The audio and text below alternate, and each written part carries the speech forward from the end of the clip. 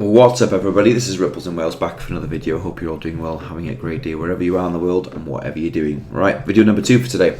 We had so much to cover in the last one, I had to break this down. So, this is my Twitter handle at Ripples Wales. Come say hi, give us a follow. I'm very interactive on here. Right, let's jump right in. Cool, so today is the 15th year of the release of the Bitcoin peer-to-peer electronic system white paper, and Satoshi Nakamoto's account, whoever runs it, before we get a host of comments in the video, whether it's Craig White or others, are reposting it, and this account has been very active. In fact, there was a spaces on this account just the other day that I listened into. Now, I did not see or hear Satoshi or any of the other ones. He's posted a ream of data to do with the white paper, and there was the spaces that they run. You can play that recording at your own time, and well, if you should wish. There were 3 or 4 very clever people speaking on there to do with AI and the various developments. Yeah, I tuned in for about 10 minutes, pulled some bits out, and went with that. Anywho, this is an interesting clip, and because it's Bitcoin's white paper's 15th anniversary, we should include Matt Keister. He's a very prominent figure in the space and a very enigmatic figure at that. And this is quite an interesting video. I don't know if you knew, but back in the day, Max gave Alex Jones 10,000 Bitcoin, and I'll let you listen to what happened. Max Keister comes to me. He says, "I have 10,000 Bitcoins for you. This is the future. It'll be the new global currency." He's on record. And I'm like drinking wine and eating fucking steak at night. And I go, okay, great. I lost the laptop. He put the 10,000 on. Today, what's 10,000 Bitcoins worth? A lot. 10,000 times 50. $510 million. Yeah. $510 million. You fucking idiot. Find that laptop. Yeah, so he lost the laptop, and Max said he would give him a further 10,000 Bitcoin if he could answer 5 questions correctly. And Max he was buying, I'll show you another tweet by Max. So this was posted in 2013, October the 30th. When BTC was 20 cents, nobody believed it could go to trade at 200. At 200, nobody believes it can trade at 20,000. If you will, however, And, Max was one of the very, very early people in Bitcoin. I used to watch his show.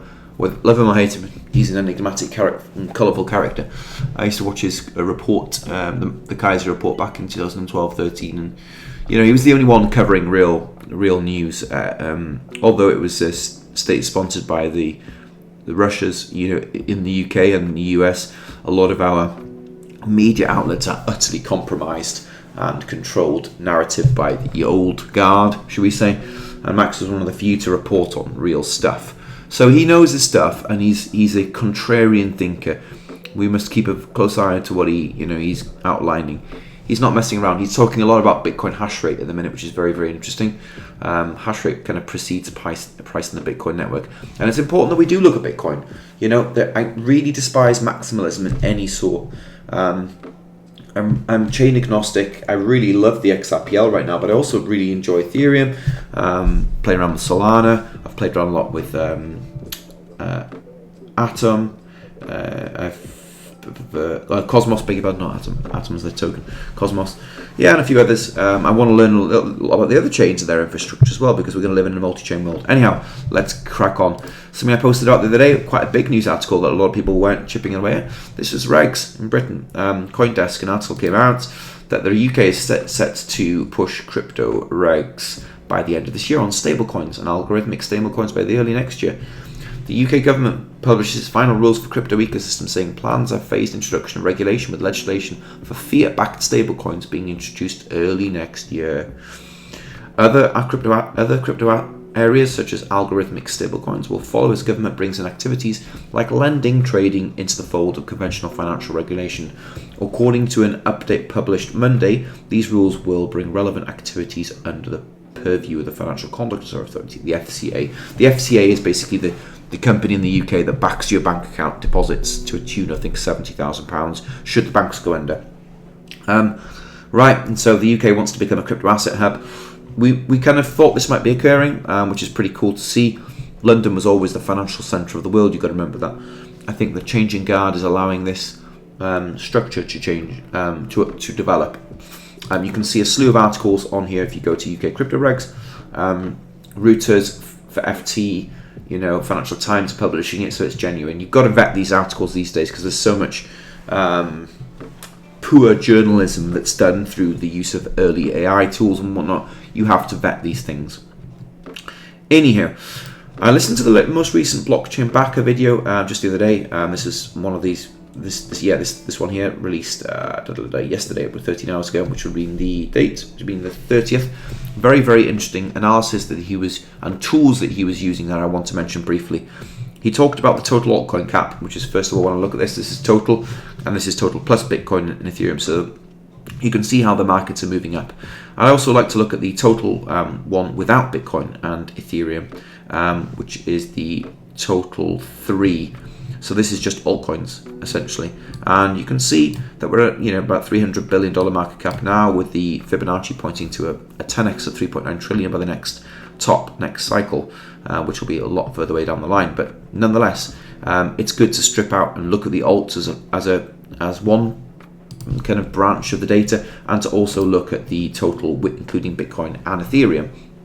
Anyhow, some of the tools he mentioned in this video, which were fantastic, I urge you to have a look at, which were the development tools using to keep an eye on development activity, which is so important.